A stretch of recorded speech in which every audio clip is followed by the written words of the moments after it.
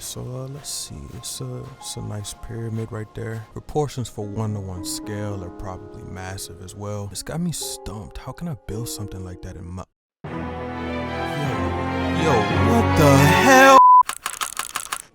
Yo, what's up guys? It's your boy ZainnCraft and welcome back to building Tears of the Kingdom at 1-to-1 scale in Minecraft. Last time out, we took on the first region of the map, Hyrule Field, and let's just say that in the last 8 months since I've uploaded a part in the series, the map has undergone some major renovations. Just to make a long story short, the version of the map from part 1 is way too tall. So in essence, just kind of, picture it like this. Fast forward to today and we finally caught back up. So for part 2, we're gonna do the entire Gerudo Desert. We're gonna begin at the Gerudo Canyon Pass and make our way through the canyon and up the path to Spectacle Rock. After putting in the Gleeok, we'll follow the path that the river takes through the canyon, hitting up some landmarks like the Blade Master Station and the Quarry. And after finishing the first labyrinth of the map, we'll finally move into Gerudo Desert. And since there's a temple in this episode, we're gonna do all of this after doing the depths in the sky.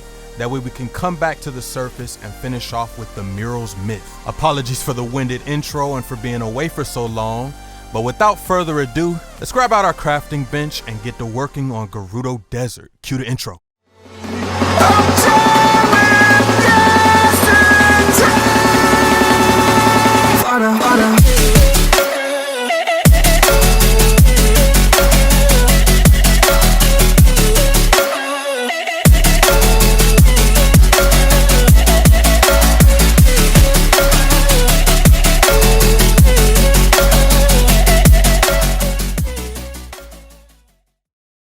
Beginning at the Gerudo Canyon light route, we're gonna make our way south towards the South Lome depths. And then from there, we're gonna work our way west all the way to the edge of the map. So starting with this plateau where the Frox is, let's begin making our way towards the first checkpoint of the episode, the South Lome depths. Now, as I've told you guys in part 1, I'll be terraforming each individual region before the start of each episode. That way I can get an accurate mold of the terrain in pink concrete. And when the episode begins, the terrain will already be placed, so I won't have to keep showing you guys me actually terraforming the regions. So here we're directly beneath Spectacle Rock. And as you guys can see, I'm doing custom ceilings with lime colored concrete. And as you can also see, the grass is a lot more bluish turquoise in color. This is due to me creating a biome for the actual depths, which is something I believe I said I wouldn't do in part 1. I could have used a biome generator, but I want this to be as vanilla as possible with as least data packs. Nah, we're using custom biomes. Gerudo Canyon mine was also nearby, so I just started by making the tunnel here before pasting in some assets that I had already built last time. I've also begun to rework the Gloom palette to make it more accurate to the game, and gave all of the roots a diorite base just to distinguish them a little bit more. Now, beginning on the South Lome depths, luckily for me, most of the labyrinths are symmetrical with only some variation within the interiors. And as such, I separated into 4 parts with the white wool at the top there. And I began to work on this one corner before flipping it 3 more times. This was good trial and error for me to go ahead and nail a design for the labyrinths, seeing as they're all based off of one design. And after I got all of the different swirls in place, I just copied it and rotated it 3 more times. Next thing I began to work on was the trash chute on the top of the labyrinth. This is basically the chasm for the labyrinth, so after building this, I just put in the light route. And after that, the final order of business is to tackle the interior. I'll show you guys this interior, but going forward, just to save time, I won't go through all of them because they will get repetitive. But yes, all interiors for the labyrinths will be 100% accurate. And moving my way from the edges towards the center, I connected the interior up with the center room and the trash chute. Duval and Grenache Canyon mines were right down the cliff to the east of the labyrinth, so I started this section off by doing some basic terraforming. Colgera's boss arena is also down here, so you guys can see me handcrafting this cavity. And after this, I took some time to craft all 7 of the enemy camp modules within the depths. Now I could be wrong, there could be give or take 1, but I'm sure I counted 7. This way I wouldn't just be being lazy and just using 1 or 2 designs. I just figured, whatever, let's just go ahead and make them all. Now jumping back into the world, you guys could see me doing a lot of the spikes that jut out from the cliffs with orange concrete. And after the right side of the labyrinth was done, I began to work on one of the Yiga camp what is this? Those triple rock pillars that are scattered all throughout the depths with some Yiga camps on top of them. And see, this is where I really began to appreciate Nintendo and AG. Thank you, Aonuma. I promise you guys, 55 to 60% of the map, it really is just copying and pasting modules over and over again. It really is just jumping to a flat world, build a bunch of the modules, and save them in the Axiom. Now, another thing I did to get creative with the depths, I made about 5 of these lime concrete elevation hill things, and I can mix these up whenever the ceiling in the depths is a little bit more flat, which it was in the Gerudo region. Now, I wouldn't reach for these every single time. I still will mix it up with actually hand terraforming the ceilings. But I'm just trying to show you guys how much time and effort I am putting into crafting this map.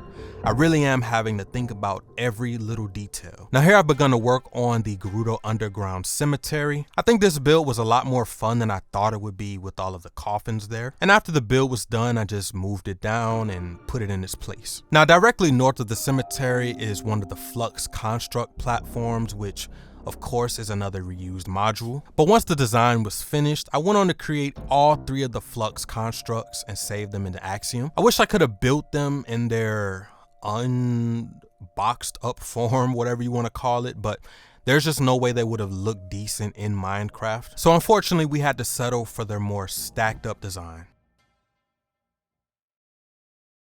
Doubling back south right next to the cemetery, we had the Desert Coliseum, which of course is another reused module, good for me. But the ceiling here is very, very low in the game, so I just had to add that in. And after that very minor change, I just dropped it down and the Desert Coliseum was completed.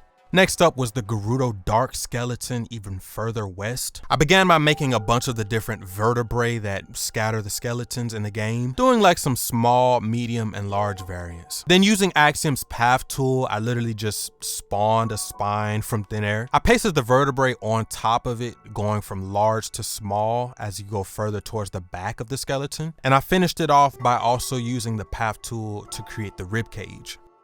For the skull of the Dark Skeleton, I did some 3D modeling research and I just studied a bunch of skulls from prehistoric dinosaurs. And I would use these basically as my basis to create my own skull. Now I started with a sphere, as of course most of us do, and I just began to sculpt like clay the head, using a combination of the rock, weld, and the path tool to create this head. I also made sure the skull was kind of aimed into the wall as it is in the game, but with the skull put in place, the Gerudo Dark Skeleton would be finished. Now, one thing I knew I just had to do was completely remake the Lightroot module. I cannot believe I convinced myself that the original version was accurate or decent. No, the old one was hot garbage, completely. I mean, come on, like, look at this trash. Like, tell me the new version isn't much more accurate to the game. Anyway, after banishing that atrocity to the Shadow Realm that you guys let me just think was great, the last 2 stops for the depths in this episode were the 2 abandoned mines. Starting with Kara Kara, I built up this module that I wasn't able to in the first episode. I used the bottom half of an ellipsoid to get the bowl at the top of this structure, and at the end I came back in and did all of the smaller details. Now, coming back up to the top, I had to create this thing. I don't know what it's called. I promise I'll know what these pieces of a mine are called for future reference. Today's just not that day. But once that was done, I just moved on to the rest of the mine. I created those brown egg-shaped, what are those? I don't know what those are. They look like those cup-shaped spinning seats at like an amusement park, if you guys know what I'm talking about. Anyway, I created those, whatever those are, and I moved on to this module that has the stone tablet at the top, and I finished the Kara Kara mine off by putting in the conveyor belt with all of its supporting pillars. And of course, the last stop for the depths in this episode is the abandoned Gerudo mine. I began by creating the very unique rock structure that kind of shelters the entire mine, and I ended it off by putting in the Lightroot at the very top of it. Most of this mine was basically just copying and pasting, so it went way faster than the Kara Kara mine. Now, although all of the key points of interest are done for the depths in this episode, I still wasn't satisfied with a couple of things, starting off the statue modules that I made last episode. I updated the Gerudo warrior statue Well, mostly the pedestal anyway. And after that, I went and found this map online of the depths, and it shows me where all of the different statues are placed. And thanks to that person being a literal god, I just took about an hour or two and went through the Gerudo depths, accurately placing the statue. Another thing I did was I doubled back to the skeleton and recolored it to make it more accurate to the game. And the last thing I needed to do was completely figure out a new way of how I wanted to do the gloom. Here's what I mean. This is ugly. It isn't accurate, and I think it's lazy, me personally. So, new strat. I went in and asked him, and I created about 5 or 6 simplex noise patterns that varied in size, and then I numbered them based on how much gloom would be covering the area I was painting. So for example, 5 would be very, very large puddles of gloom, with 1 being small splotches here or there. And then after that, all I needed to do was just look at a map of the depths and paint the terrain based on the actual map of the game. Given the fact that I would have to go through and paint all of the gloom by hand, this was definitely the most efficient way to do it. And the final side quest I did for the depths was everywhere where there's a wall, there's like this border of a fungal texture that goes up against the wall. So sticking to being accurate, this was the final thing I needed to do before I could call the depths complete. And after tediously refining these new building tactics I would use, the depths for part 2 would finally be completed.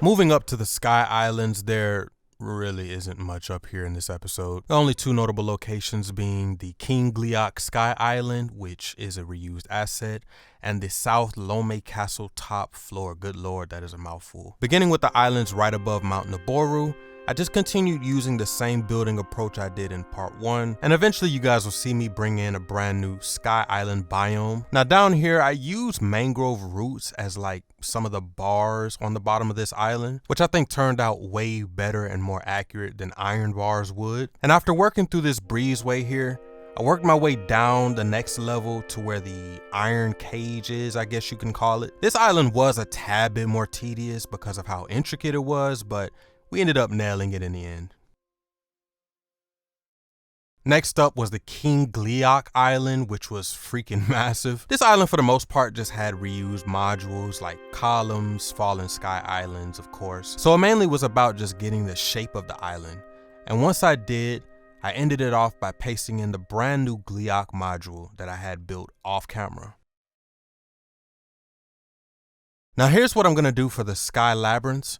I'm creating a custom biome for them specifically. That way I can add the blue particles that are there in the game. I'm also gonna put a command block in the very center of each labyrinth that has a radius of about 200 or 300 blocks. And this command block will give any player who downloads the map jump boost and slow falling so that I can replicate that anti-gravity effect that's in the game. And with all of these prerequisites out of the way, let's jump into building the very first Sky Labyrinth of the map.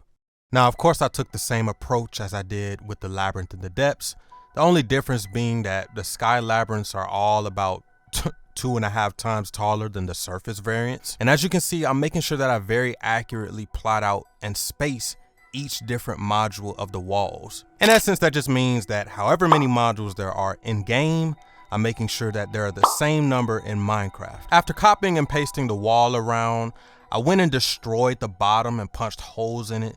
And I put those ember spire things, I guess. They're like emerald color. And doing this interior was a lot more of a pain just because of how tall the labyrinth was. For some reason, doing this labyrinth interior just reminded me of like Kowloon City, and I don't know why. But anyway, after putting the pedestal at the very center at the top, I came back towards the front and we worked on the platform where the shrine sits. And guys, figure this, you guys wouldn't even guess it.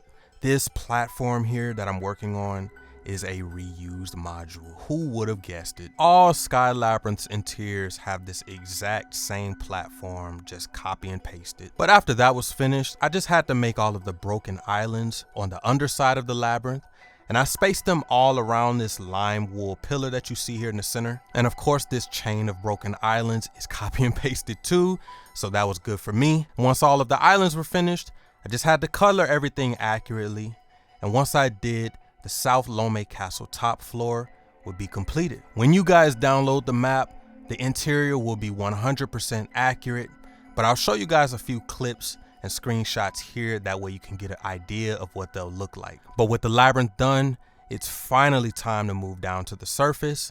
I began to work on the long-awaited Gerudo Desert.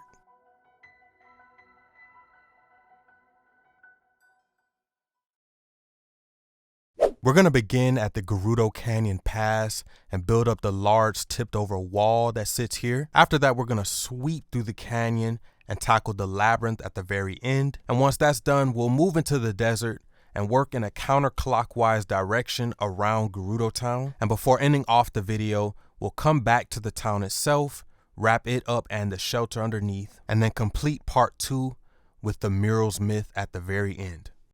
Now, before anything else, the very first thing that I did was come up with a block palette for the canyon. I'll let you guys know right now, there is no accurate color to the canyon in Minecraft. I've done every single hex code test, whatever you want to call it. I've done it all. It doesn't exist. It's either oak wood or redstone. The color of the canyon is in between there, so I just chose redstone. Now, starting off with some modules that will be copy and pasted all around the canyon, I began to work on the scaffolding. There's 3 different modules that make up the scaffolding in the canyon. There's this one that I'm working on. Then there's a second one that's kind of like a umbrella on the cliff, I would call it. And then there's the third tall one that has the elevator with the barrels on it. Now, after I created these first 2, I made a 15-degree variant, a 30-degree variant, and a 45-degree variant, so that I could paste these accurately around the walls of the canyon. Now, moving into the Gerudo Canyon Pass, I started with like this half tube, which is basically what the wall is. I used some Verani edges to put like cracks in the wall, which is kind of custom. It's not actually accurate, but I liked it anyway. And I took that same wall and just tilted it 2 more times and put it exactly where it's supposed to go, just like the game. I then embedded a bunch of the small Sky Island remnants into the terrain all the way around. Then using the path tool, I put in all of the branches spanning up the wall, and with that, the pass will be completed. Now, coming up on Starry Plateau, I did a little bit of terrain work before I put the tall Sky Island remnant within the rock there. There wasn't much going on the inside of the cave, but I did put the sword that sticks out of the ground using an entity display, which I thought was real cool. And then coming back outside, I moved on to do Lower Spectacle Rock Cave here. This cave just has a bulbul frog at the bottom of it, so it wasn't anything special about it. Now it's time to move on to doing the scaffolding, and I just used the path tool yet again, which just seems to be a very great tool. It's literally tailor-made for me to do this scaffolding, so I knocked this out within like 45 minutes, maybe an hour tops. After that, I began to make my way up through Yarna Valley. There are a few places where some terraforming was needed to be able to connect all of the scaffolding, but it wasn't nothing major at all. I then built up all of the different Lino modules in the game, since there is a blue one on top of Starry Plateau nearby. And speaking of Starry Plateau, I started it off by doing the Korok puzzle at the top of this mountainous pillar here. And then I ended it off, of course, by putting in all of the Sky Islands and pasting in the Lino. Now, moving back across Yarna Valley, I completely ripped through the path to Kokot Plateau and did it all in one sitting. There's this massive indention in the wall right here in the game that has a couple of sandfalls, so I put that in as well. And I did all of the scaffolding as accurately as I possibly could. And once I made it all the way to the other side of the canyon, I began to work on Kokot Plateau Cave. This cave also isn't anything really special, but as you guys can see, I just melted the path all the way through. And I put in these sandfalls, which I didn't think they were gonna look good, but they do look decent and they're accurate, so I can get with them. Next up on the to-do list was the Yiga Blade Master Station. I had to literally terraform the waterfall and the overhang to get this accurate. I then put in the pillars that line the cliff, and then I colored the terrain and put the water in. Now, for some reason, when I began to work on the Blade Master Station itself, I just didn't have as much fun as I thought I would. And I think that that's because the entire station is a block. And I know that sounds crazy, right? Like I'm playing the block game, but I just didn't have as much fun as I thought I would. I think maybe it's just the lack of detail I was able to put, but whatever, we got it over with and I think it looks decent.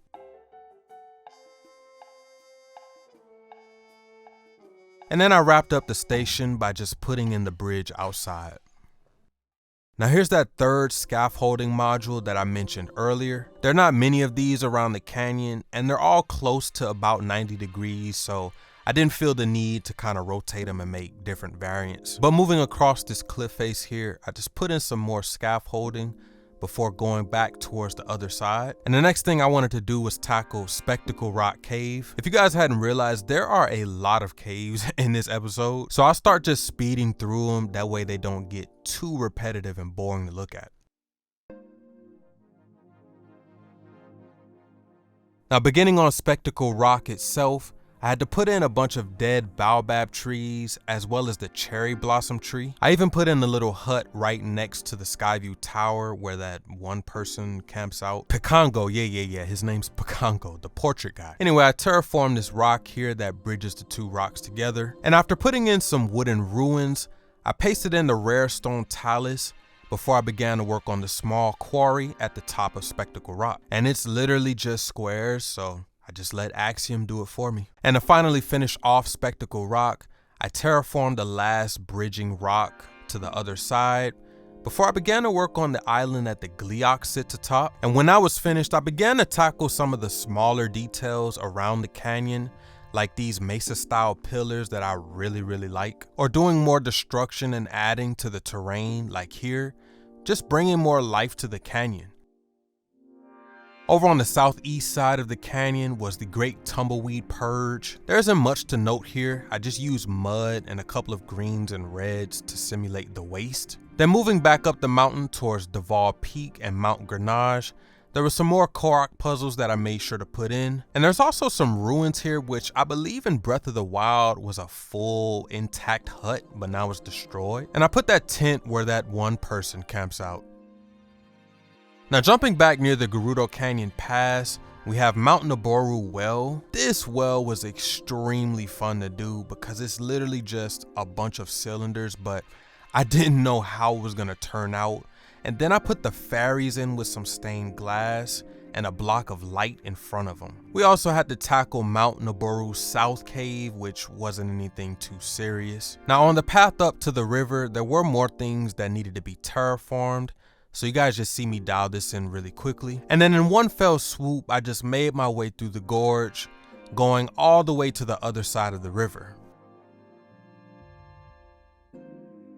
Now after tackling Mount Naboru Cave, which I did off camera, I began to work on the Gerudo Desert Gateway. Now I'm sure you guys know that the gateway has all of these different arches, but some of them are tipped over and destroyed, so that was kind of fun to do. But with putting in scaffoldings and bridges and stuff like that, I was just making my way towards the quarry. There was kind of a little cave path ramp thing over here where the shrine is, but after doing that, I began to work on the quarry itself, starting with the scaffolding area. And to add more relief and detail to this quarry, I mixed in a bunch of small cubes with the larger ones. And after putting in some of the bridges, I moved over to the stable, which this area wasn't too much in a way of work or anything like that, just some minor terraforming. And after putting in the remaining details, this quarry area would be completed. Now right beside the stable is the Gerudo Canyon well, and I wrapped this up within 25 minutes. And the last stop before we tackle the labyrinth is the Gerudo Canyon mine in the center of the quarry. I just spent a little bit of time going all the way around and making sure I put where all of the blocks and stuff go. And once I had the basic shape down, I went towards the south of the cave and I made sure that the entrance lined up correctly before coming back in and putting in all of the final details and doing the last bit of coloring.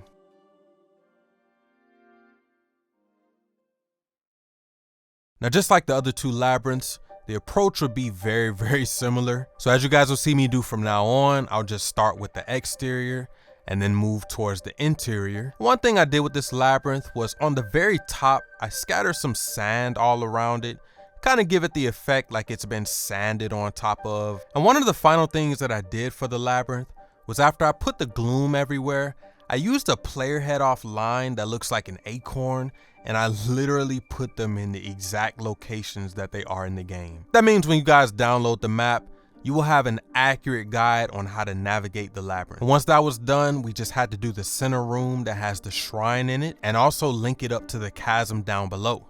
And here you guys can get a feel of what it will look like when you dive into the chasm.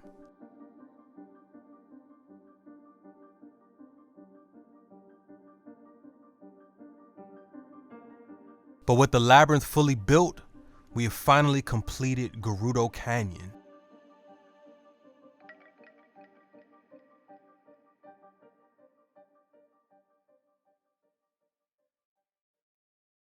Moving into Gerudo Desert, the first order of business would be to tackle the sand seal rental shops. These designs are very simple, but there would be multiple around the desert, so you already know that there will be a reused module. Next up, I just went ahead and created a bunch of palm tree modules for the desert, and once finished, it was finally time to start on Car Bazaar. So I started with the oddly shaped shops right on the pond side, and then I moved over to the other side of the bazaar and built up the barricades that are there in tiers. And then after that, I began to work on the end. Now, after playing around with the rock structure at the top and making sure that it looked good, I started to work on the lighthouse above it, just doing some cross beams all the way up to the top. And after putting the fire brazier in, I put the egg-shaped lamp on top of it, and I masked some light blocks to the outside of the lamp to make it visible from afar, just like in game. Now, as we start on the interior of the inn, I want to recall your guys' attention to the actual game for a second. You guys will notice that the walls in the desert have all of these kind of embedded gemstones in them. So I thought to just use invisible item frames and put blocks that kind of correspond to the colors. And I just thought that was a cool solution to try to capture those embedded gems in the walls. Anyways, as we move through the interior here, you guys will notice that it's just a little bit of light work. So I wrapped this up quickly, that way we can get on with the rest of the desert. Now, as we come back outside, I just did the last bit of coloring to the area. I mixed in a little bit of coarse dirt and gravel around the pool, just to give it a little bit of character. And once that was done, Car Bazaar would be completed. And here you guys can see some shots of the finished product.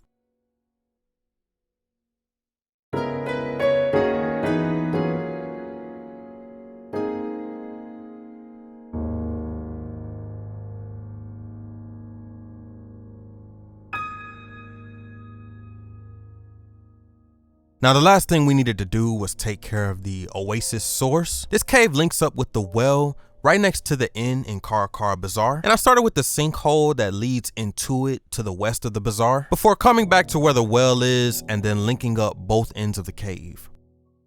Now, next up on the to-do list was the Desert Rift, and I just started with some of the terrain updates and placing in some enemy camps in the area. Before I got to working on this ruin it's an odd shape, I won't lie to you, but we got it down. And there's another one of these a little bit south of the Desert Rift, so I just could copy and paste it. Now, jumping into the actual rift, I did have to do a little bit of more terraforming for accuracy and to make room for the arches and pillars. Then I jumped back up top and worked on this fallen Zonai ruin. Now, continuing in our counterclockwise tour of the desert, we next have the North Gerudo ruins. As usual, I just started by doing the basic shape planning of the ruins, and then I would do a second pass and add all of the detail and relief. You guys will also start to notice me do some minor terrain updates with the purple wool. Now, one final thing I wanted to do before I detailed the ruins, I wanted to go ahead and build up the northern ice house, but just the basic rock. And once that was built up, I went back through the ruins and started adding a bunch of slabs and stairs and partitioning the pillars and just completely brought the ruins to life. We also built the 3 training dummies that Riju was working with when she couldn't get her lightning to work. Then to finish off the North Gerudo ruins, I just dropped the fallen sky island right in the center of them. Now, hopping back over to the ice house, I started with the exterior and did the little lookout post in the front of it. Then we moved back underneath and began working on the interior. I started by building up the large wooden door that's chained open, and then I moved down the stairs and started building the interior from one side to the other. You guys will notice me use a lot of dead coral as carpet for the interior, as well as a slightly darker rock palette to contrast the bright and sandy walls in the desert. But there was one module that I knew I needed for the rest of the desert. Just like in Breath of the Wild, there are 4 Moldugas scattered throughout Gerudo Desert. I began with a large rectangle and just started started sculpting from that, doing its tail before moving to its little stubby fins and then the mohawk at the top. Now, because I'm building the map and everything in it at a 1:1 scale to include the mobs, getting the detail down for the Molduga wasn't the hard part. The color palette did stump me though, but I think the final product came out very cool and we were ready to paste these all around the desert.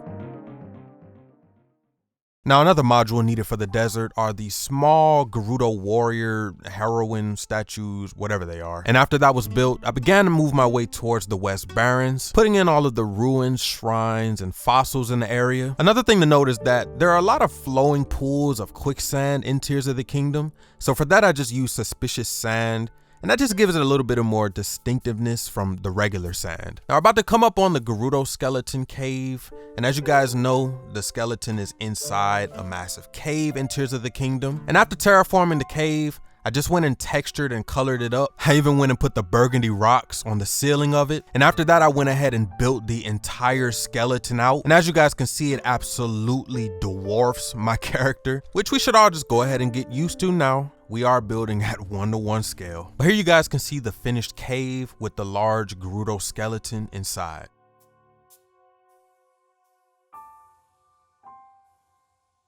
Now, as we're nearing the end of the desert, here you guys can see the Arbiter's grounds from Tears of the Kingdom. And as we continued our loop, I went ahead and worked on the southern oasis to the east of the Arbiter's grounds. And after building up the mini game, I just put in the trees and the shrine and colored the rocks. Here we have the East Barrens with the 12 sinkholes in the center. And a little bit north of that, we have Palu Wasteland and Quicksand Lake. There's a very intricate ring structure here that is, of course, Zonai Ruins. I had to spend some time building these up just so I can make sure that they look decent. But once the Palu Wasteland was completed, I finally began working on one of the 7 heroine modules. Standing at about 115 blocks tall, I started from the bottom. I started from the bottom. I started from the bottom, no, and I began to build my way up. I separated different parts of the module with different colors. And once it was textured, I jumped over to the pit where all of the statues are. And it was extremely fun to put in the protruding swords from the sand and tipped over statues. Now, the last stop before we hit Gerudo Town is, of course, the outpost. And this only took me about 30 minutes, so here's the finished product. Now, one of the caves I wanted to show the process of in the desert was, of course, the Gerudo Sanctuary. All of the caves are already built, and you guys will be able to see them when the map comes out. But with the sanctuary finished, it's finally time to get to work on Gerudo Town.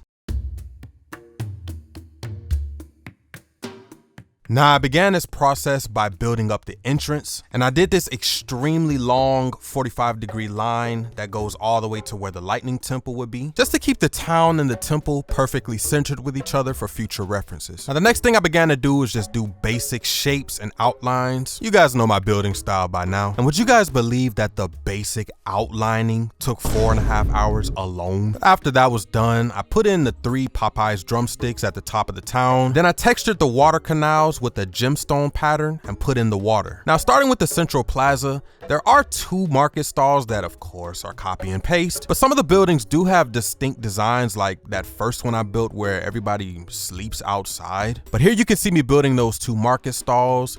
And then I began to just work in a circle around the plaza. As far as the plaza, there really wasn't too much going on until we got over to the Hotel Oasis. I built up the lantern on the top of the inn, and then I moved on over to Starlight Memories. And once this shop was complete, I put all of the trees in the center of town before calling the plaza finished. Now, as we head on over to the south side of the town, I put in one of the Hyrule restoration platforms on the outside of the gate. Then I began working on the seal statue above the rental shop, which turned out amazing to me, especially given the limitations of Minecraft. But then I worked my way over towards the fashion boutique, and all I'm doing right now, guys, is just exterior work. Now, coming on over to the north side of town, right out front, the Noble Canteen, we have 2 Gerudo statues here that I had to build up. And after populating the alleyways with barrels and small details, I built the bottle on top of the canteen, all before working on this kind of social area here, which I like to call a section. There's also this red covering, which I did out of carpet, and then I added some gemstones to the bottle above the canteen. I copy and pasted the sand seal shop, as there are 2 in Gerudo Town. And after finishing up the north side of town, we started work on the Royal Palace. Began by quickly building up the area where Riju Sand Seal kind of chills out. Then I jumped to the other side and built up the military barracks. After putting getting the heroine statue embedded in the wall, I built up the tub in the corner,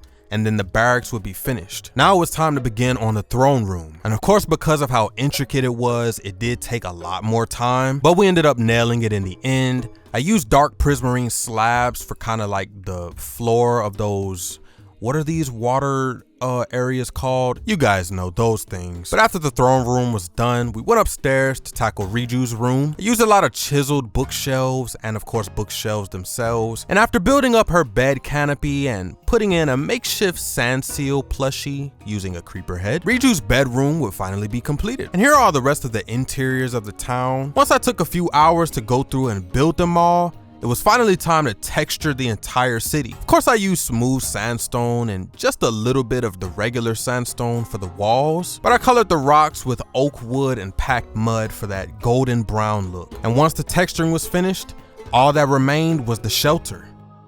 The Gerudo shelter was very interesting to build, not because it was on a 45-degree angle, but it was such a tight interior with so much stuff going on that it got convoluted in the beginning. The central room is more or less an octagon, so I just carved out a space for that. And after putting in the fire pit in the middle, I started with some of the smaller details like the fan on the ceiling and some of the banners hanging from the walls and the ceiling. Then I went around the shelter in a circle like I normally do to tackle things in like a nice order. And after building up the small goddess statue, we went over to the room that has the large mural in it. Now, for the most part, this room doesn't have too much going on, but once we got over to where the mural is, I did put the actual depiction on the wall, and I finished it off by putting some flower petals and lily pads in the water. Now, after that, I went on a straight tear, just ripping through the shelter. You guys just saw me build the little jail cell where that one guy is kept prisoner. Then we moved on over to this room where that one Gerudo kid is looking at the chalk picture on the wall. And then I came on over to the room where there's just nothing but bottles. Like, what are the Gerudo gonna do with all of that? But anyway, disregarding the way that they choose to enjoy themselves on their free time,